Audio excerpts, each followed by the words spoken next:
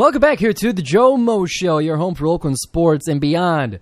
On WXOU, we just got done talking about the USPBL's Week 2 of play, in which we saw the Mammoths get a comeback win 4-2 over the Beavers, and the doubleheader being split between the Hoppers and the Unicorns. Hoppers walking off game 1, and Unicorns scoring 6 in the final inning to win it. And previously, we talked about the end of the season for the Oakland Golden Grizzlies baseball team, having an early exit in the HoriZone League tournament, dropping their first 2 games in a double elimination, sending themselves home in we'll call it the first couple of games of play. An unfortunate ending, one that was also suffered by Oakland's softball team, which is strange similarities, and we'll go on. We'll move on after this in a little bit, but both baseball and softball pitchers of the year and losing the first 2 games in the tournament after being a good enough team to continue into it. It's a shame for Oakland sports. As a fan myself, as an alumni, almost alumni, I'm kind of in a gray area right now, but it's a shame to see because they're great teams and they're great people and they work very hard and have had great seasons otherwise. But we talked all about that. So if you're joining me right now, you can find the podcast version of it later right here on the GioMoShow's YouTube channel, as well as the GioMoShow's podcast network. You could skip back if you're watching the YouTube live stream right now to hear some of that as well. But we'll be moving on we'll give a preview of the story I'm writing or have written, and will be uploaded later in July for the HoriZone RoundTable. I took a deep dive into the history of the OU Credit Union Arena, home of the Golden Grizzlies, one of the bigger attractions as far as entertainment venues go in the Rochester Auburn Hills area. So I got a little curious as to its history and its lifespan so far. So I wrote all about it, and I'll give you guys a little the gist of the story right here on the GioMoShow before it's released. So I did a lot of interviews for that story. I talked to Kevin Beers, the PA announcer, who will soon be celebrating 20 years on the mic for the Golden Grizzlies, as he's one of the best in the game. He's one of the best in the country. He's got a heart as big as his voice, and he's always a pleasure to work with. I got to talk to him about obviously the fan experience and kind of what the crowds have looked like over the years since Kevin has been there for more or less the majority of the life of the arena here at Oakland. Far before we were in the HoriZone League, far before we had the blacktop, as but the floors were painted in a different way before the blacktop came, I believe, nearly 10 years ago. So I got to talk to him about it, about kind of the ups and downs of the audience. But until he told me, and listen, Kevin's an internal optimist, and he told me that in the interview, and the student section in particular, it's always been wild. It's not consistently wild. It's not 10 out of 10 every year, but for the most part, they show up, and in addition to that, kind of the way the arena is built, very conducive for a powerful home court advantage. I'm not saying that in a like, oh, we got the best in the country. It's like, no, the building is structurally built for that. It's only about 4,000 seats. It's got low ceilings, and it's a very close approximation to the players on the court. When you scream, they hear it because you're not that far from them. And Kevin also was telling me that I asked him, because he's announced in bigger venues before. He announced even some of the March Madness being hosted at Little Caesars Arena in the Midwest region. I think the Midwest region like finals. I forget. It was like the second and third round of the tournament. He was a PA announcer at Little Caesars Arena because it was also sponsored by Oakland and Detroit Mercy. They had like their staffs come out and help with the event, as is customary for cities that host. But I asked him about like what's the biggest difference between announcing in the arena versus some of the bigger venues like that, and he described it in a very interesting way.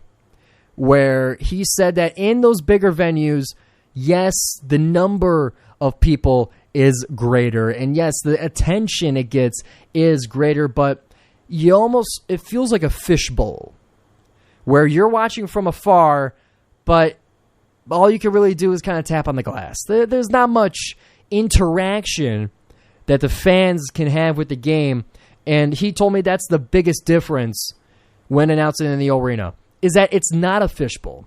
It is what he called true interactive experience, where, as mentioned before, you're sitting so close, and especially if you're front row, it's essentially courtside. And they do have courtside seats, of course, but it's truly an interactive experience. I know this firsthand.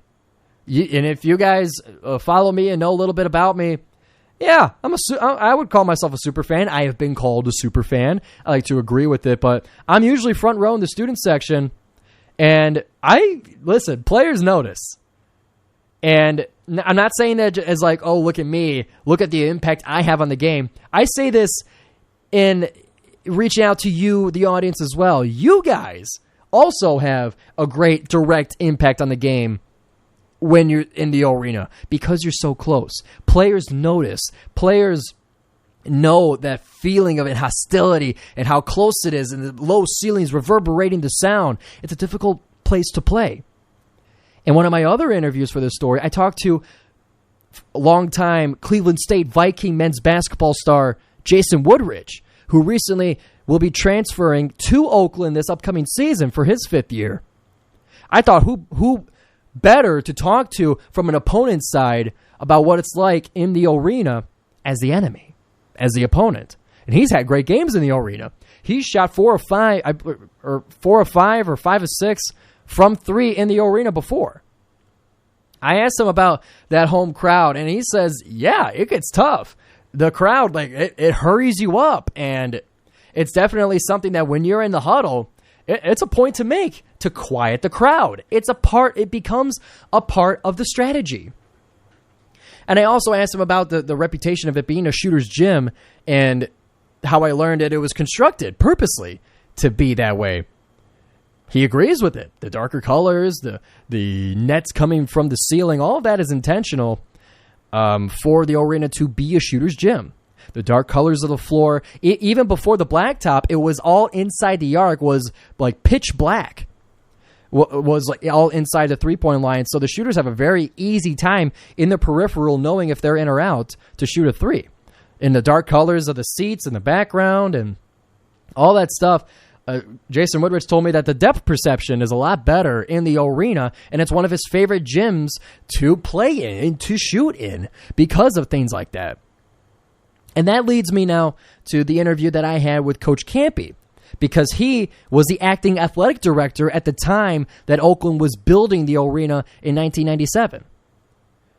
And many people believe, no fault of their own, but many people believe that the decision to move to Division I and the building of the arena was the same decision. That is not true. And as I learned when I talked to Kampe about it, him, like I mentioned, was the acting athletic director at the time. He was one of the 2 chairmen of the project, along with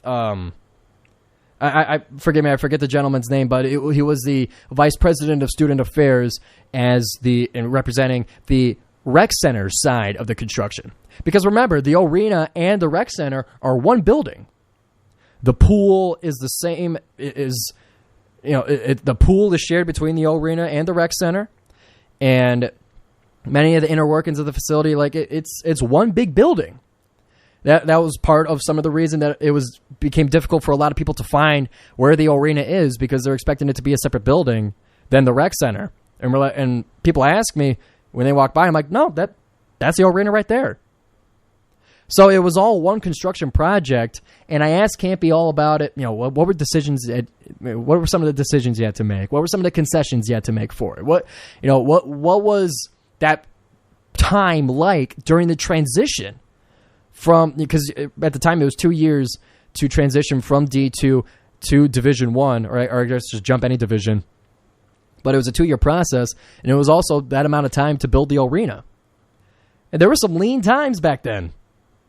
And I guess, well, let me make one clarification before I was getting to it.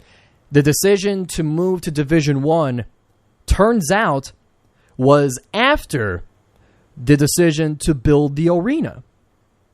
Yeah, forgive me for being scatterbrained here. Once again, once the article comes out and later the HoriZone podcast comes out, it'll be a lot more clear. But apparently, the arena was commissioned to be built before Oakland decided to move from Division II to Division I, which means that all the budgeting and the planning was done with Division II in mind. And that's why, more or less, that's why the arena is much smaller than a lot of other D1 facilities, because it was supposed to be a D2 facility right from the get-go. And that was part of the sizing and the budget, like all of that. It was because Oakland was starting to outgrow the old Lepley Sports Center, and they needed a new home. And then shortly after, they decided to move to Division I. Kampe even told me that he believes that, ironically, the plans to construct the arena helped Oakland get into a Division I conference. What was called at the time the Mid-Continent Conference, now known as the Summit League. Kampe told me that that it is his feeling that building a new facility helped convince the league to let them in. So I found that very peculiar that the construction of a D2 facility helped Oakland get into a D1 conference. I thought that was awesome. That was a very cool detail that I didn't realize. But there were some very lean moments in that time, most of which I got to hear from my interview with longtime swim coach Pete Hovland. Because I thought, listen, Kampe obviously was part of the construction and was there for the entire history of it, but Pete Hovland was also there. And I wanted to hear a little bit about the swim team side of things, as their facilities are, you can't swim just anywhere. You need a pool. Whereas other sports like volleyball and basketball, you can go to other facilities temporarily. What I mean is the facilities are much more impactful, I believe, for swimming than some of the other sports, just for the nature of you need the nice pool for it. So I asked Coach Hovland about what the transition was like, waiting for the arena to be built. And what he told me was shocking. And remember, this was back in 1997, and I believe the arena opened in 98. So forgive, I might be off a year or two, but during that 2-year transition period, there was a lot of temporary facilities that had to be put up for Oakland to continue doing their business during the construction. And that meant that offices were going to be down in South Foundation Hall, for those familiar with the buildings on campus. But some of their offices had to be moved either into other buildings or into trailers in the parking lot outside of the Oakland Center. And the basketball team, they had a bubble built in the parking lot made with some parts from the Detroit Pistons in the nearby Palace. They had nets and flooring from the Pistons covering with a bubble. That's how basketball was played for those 2 years. And there was a temporary pool built for Oakland Swim and Dive as well. Those conditions were rough. Coach Hovland told me there was no locker rooms. There was no shower. There was no bathroom. It was just the pool. Meaning that if you needed to use the bathroom during a swim practice in the dead of winter in Michigan, you had to go outside to a porta-john in your wet bathing suit and do your business. In the dead of winter, soaking wet. That's what you had to do. There was this temporary storage unit with like that sliding garage door that the men's and women's team had to go in, take turns, go in, change, open up the door that's to the outside, come out and let the women's team come in and change, open up the door, all that stuff. That's what they had to do for 2 years waiting for the arena. And then in regards to the offices, Hovland was telling me that they had his office as the men's coach as well. He wasn't the men's and women's coach at the time. He was just a men's coach. His office was right underneath the AC duct, the AC unit. So his office was like a freezer. He needed the ski jacket and the hat and gloves in his office. And the women's coach at the time had the same situation, but with the heating unit. So while Hovland is in his freezer of an office in full skiing gear, the women's coach is in a t-shirt and shorts sweating it out. That's what they had to do when waiting for the arena. And even Kampe was talking about some of their conditions, how their temporary locker rooms were like a 50-yard outdoor walk to the bubble. Again, dead of winter, where you're changing, you got to walk 50 yards in freezing cold and snow to get into a regular temperature bubble. But still, he said players would freeze on the way in. And that's really tough to deal with. So all these conditions waiting for the arena to be built, once it finally was made and was open to everybody, it was magical, in the words of Pete Hovland. During the construction, they would kind of go and visit, see the beams be constructed. You get the feeling of the building as it's being constructed. Hovland said your imagination starts running wild in hope and anticipation for this new facility. He said it lifts your spirits. If you're tired of the conditions, if the conditions are too tough, because they were. You're freezing in your office. He also said you're vacuuming cinder block dust every day. And who knows how much you're breathing of that for 2 years. He said seeing that arena being constructed made it all worth it. For the pool, once it opened, Hovland said that they built one of the best facilities, one of the nicest facilities in Michigan and in the Midwest. Once it finally opened, the arena had a similar feel. They used to, and I didn't notice either, shortly after the arena was open, they would they would host pickup basketball with all the students who also had to wait for that. And they had visits from Barry Sanders, who would go and shoot hoops in the arena. Barry Sanders, during his Lions career, the Hall of Fame running back, would go shoot hoops at the arena. The Barry Sanders that we have footage of, not in the arena, but has footage of being able to dunk at 5'8". He would go shoot hoops at the arena. And in addition to that, some of the coaches would join the intramural basketball league. And the year it opened, the coaches won it against the students. So once the arena was open, it was just a magical time for the university.